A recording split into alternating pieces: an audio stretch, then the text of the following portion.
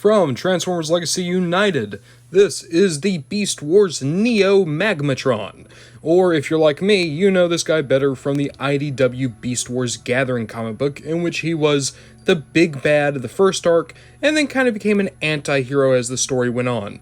I've always loved Magmatron, and I'm so happy to finally have a figure of him. Just looking at the box, you can see you have Big Convoy down here. I guess he has just straight up been murdered by Magmatron. We have a couple of the ships from the show kind of sprinkled throughout the background. Here on the side, we have Landtron, Airtron, and Seatron. On the back, we have the figure, we have the 3 vehicle modes. No mention of the big, major beast. I forget what that one's called. Is it the Magma Beast? But we'll get to that once we actually look at the figure. And then here we just have the artwork for the toy line, Magmatron, front and centered. This figure looks spectacular. I can't wait to actually pop him open. When you get the figure out of the box, it's absolutely insane. The guy is massive. He looks like an actual monster. A beautiful, awesome feeling figure that has great heft, weight, and size to him. He is massive. And this is before I've even tried to play with any articulation or accessories or anything else. Just pure first impressions are, this guy has presence. The figure is beautifully painted and sculpted. Taking an up-close look at the head, and it's just spectacular. A perfect recreation of what you would have seen in Beast Wars Neo. I do have my own personal issues. In the IDW comics, he was played as being a little bit more of a Machiavellian schemer. I would have expected Magmatron with a smirk, or maybe even a sneer.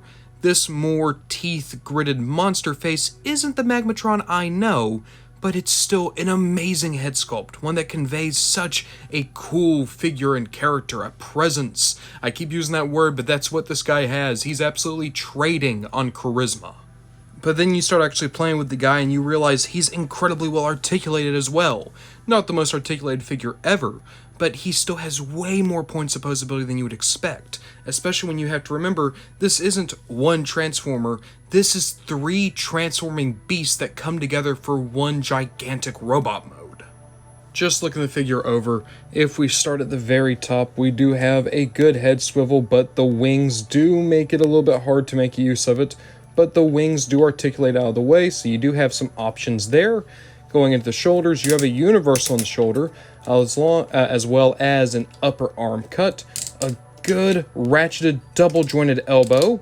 You have a knuckle joint, very good. I do wish that the gun hole could maybe disappear the way it did on Siege Jetfire, but that's me really asking, nitpicking really. Now down here in the hips, universal joints that are on heavy ratchet joints. Wonderful. An upper leg cut. A not double jointed. Well, actually, no, it is a double jointed knee. But look at this. They've sculpted these what's the word I'm looking for? These gears to move out of the way. And it's also exposing more of the knee. Beautiful, beautiful. Down here, we have foot that can go forward and back. You have side to side at the ankle. And you even have a little bit of heel action and nothing in the toes. But with all of that, he's still an incredibly posable Transformer. I was not expecting that. I thought this guy was going to be a little bit of a brick, at least in comparison to modern Transformers. But no, he's on par with most of the Voyagers. He doesn't have a waist joint, sure, but when you remember everything this figure has to do, that's understandable. I will say this, it is a bit of a kibble nightmare. You can see we have the T-Rex tail, we have a lot of the, whatever you would call the sea dinosaur. But, again, that's accurate to the original toy. It's some of the only ways you can get things like the neck, unless you just wanted to outright parts form. It's fine. Just know that this guy's going to take up a little bit of space on your toy shelf. And if it really bothers you, you can fold the tail down a little bit. You can get it to the side. There's ways to work with it if you get a little bit creative. In all honesty, some of my favorite stuff about the figure are the small details and the asymmetry. I love how you kind of have this golden armor down here in the midsection, as well as the shoulder pad up here that has the Predacon logo in the shoulder. I love that the left side of the figure is more dominated by the T-Rex, while the right side's more dominated by that land creature. I keep calling them dinosaurs. Landtron and Seatron. Airtron, of course, or Skytron rather, of course, makes up the head. It's just a striking transformer. There's not another figure, another character, another thing that looks quite like Magmatron does. I'm really enjoying it. What undoubtedly helps are the accessories. You have this massive sword made out of a little bit of the T-Rex and then this massive jagged blade. Looks absolutely awesome. You can also get a shield on Magmatron. Here is the shield. Now to get this on him, it actually connects to the underside of his forearm. So I'm going to try to articulate some of this stuff out of the way. Boop. And then it just slides right over. Am I putting that on backwards? I might be putting that on backwards. I was putting it on backwards. There we are. And then it's a little bit of a tight fit, but it should just go in with a little bit of a snap, and boom. It definitely makes the figure even more clunky, a little bit even more unruly, but it does bring your complete Magmatron to full bear. Don't get me wrong, it definitely makes the figure even more crowded, but there's something amazing about having this massive figure with an equally massive shield and sword to back him up.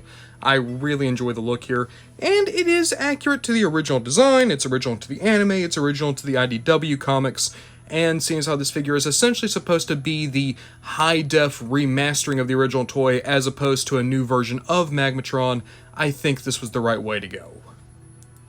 Now, I wish I could compare this guy to more modern Beast Wars Neo figures, but there aren't any other modern Beast Wars Neo figure. All the other Japanese Beast Wars characters to get new toys have been from Beast Wars II.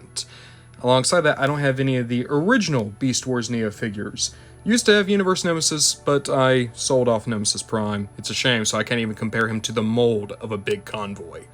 But I can at least compare him to some other figures that you could probably pair him up with on a shelf. Here he is alongside Legacy Leo Prime and Snarl, or Tasmania Kid. Now, all these guys would have been in the IDW Beast Wars comic together. Love it. It really makes me hope that we get a modern Razor Beast before too long, because Razor Beast was Magmatron's arch enemy in that comic. But for right now, this is a good little slice of Japanese Beast Wars. In keeping with that, here he is alongside the Kingdom Beast Wars Grimlock. They had an amazing fight in that first arc of the IDW Beast Wars comic. This isn't really correct for the IDW comic because Magmatron kidnapped the Transmetal Megatron, not Transmetal 2 Megatron, but even still, here he is with Dragon Beast Wars Megatron. I think these two look great together, and a really fun thing is the fact that both of their original toys would have been released in the same year. Isn't that kind of neat? Why not? Here he is alongside Lunikite. This is basically just because I just shot her review, so I have her on hand still. I do kind of like how they look together, weirdly enough. I thought this was going to be a random matchup, but these two look like they could hang out. I did almost forget something. You have all these purple explosion pieces. They're repacked from Siege Omega Supreme. They don't really work with this figure. They don't have a place they can really slot in and look all that well. You could put like one of these explosions in between the sword and the hilt. I don't want to, and I would actually advise you against doing it for very long, because this material has been drying out plastic. You plug something in, it's going to dry out whatever you plugged into it, and it will snap off. It's a very easy way to break some weapons. Personally, I'd say these things are fun. Use them for some figure photography if you want, but never actually put the guys on your shelf with these things still on them. That is the robot mode of Magmatron, an absolute titan of a figure. Why don't we actually take a look at his vehicle, or I should say alternate modes. Get there was finicky at times. You get 3 amazing beast modes. I do think that Landtron is the best. That said, Seatron has some great tricks, and Skytron was easy to transform, meaning that it might be my favorite.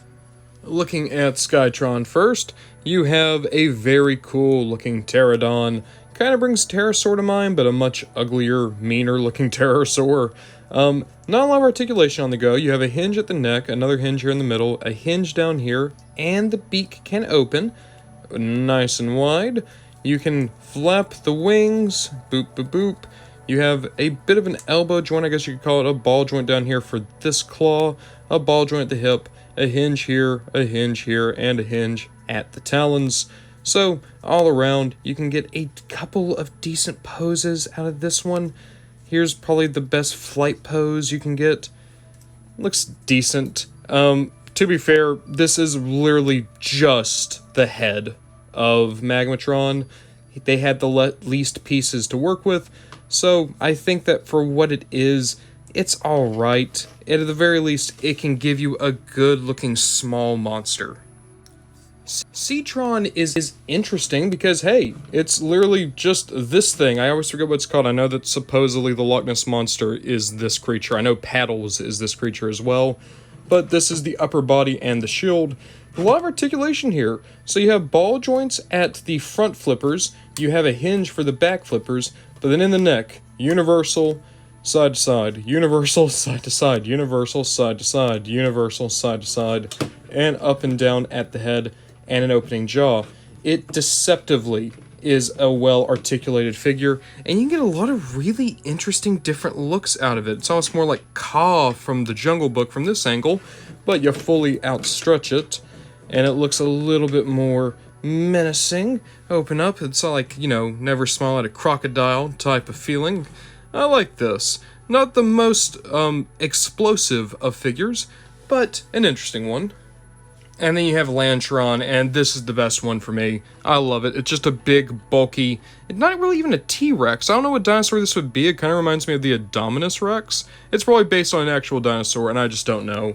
But it also has a lot of good articulation. You basically still have all the leg ratchets, all the same articulation we had in the legs of the robot mode. Ball joints for these arms, a hinge for the head, and then the jaw opens, but it opens very slightly. It doesn't get as wide as the others.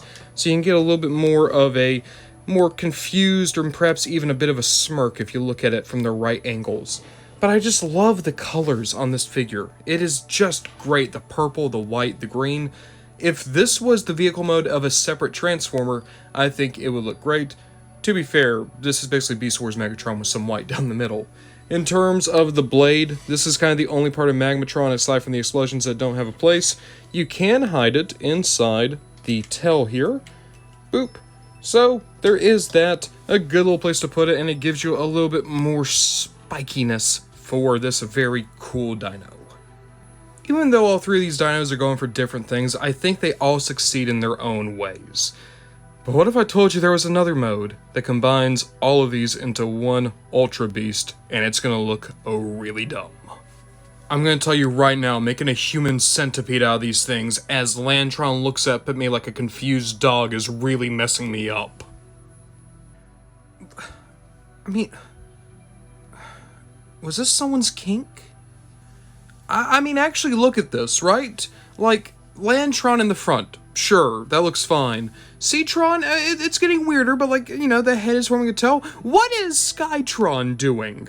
Because it really looks like Skytron is lying back, looking up at you expectantly, while whispering something about drawing him like one of your French girls. Again, it does not help that every time I look Lantron in his big dumb face, I can't help but think that he's as confused as I am. Is this okay? Is this fine? I guess it's fine. As you can see, it's basically just the beast modes, like, super glued together, and you have the robot arms sticking out. You can articulate this thing, but I don't know if I want to. It doesn't feel super secure. Skytron's literally just hanging on by a thread. Lantron and Oceantron, Seatron at least are, like, really clapped together well. I don't see them breaking apart. But yeah, I don't think this mode is the most secure. It feels like it's here because the original toy could do it, and it feels like the original toy could do it because someone felt that this figure needed even more selling points for dumb kids. It's fine. It is a completely okay, very funny thing that this really great figure can do. It feels like a fan mode. It's weird that a quarter of the directions are based on making me feel really bad for the purple T-Rex. You know what? No, I'm not going to transform him for closing thoughts. He's going to stay like this. As I say, I love this figure. I think it is a wonderful, wonderful experience, a great use of the Commander class price point. For $90, you're getting an incredibly fun and in many ways incredibly clever transformation. It gives you a unique robot mode unlike anything else, and at the very least, there's a play experience here that you just won't find in other Transformers. The Commander class is perhaps the single most consistent price point in all Transformers. There's yet to be a dud from it. Jetfire, the amazing introduction. Skylynx, an incredible figure that is similar to this one and actually giving you a 2-for-1. You, of course, then would go into Rodimus Prime, who, again, very, very, very, very solid. And it comes all the way back here to Magmatron, continuing the legacy just as Armada Prime before him did. A very fun figure that is still really strange to talk about. I mean, I get that Motormaster quite literally was just Menasor with no pants. I keep having to look at a Pterodon that is quite literally Spread Eagle.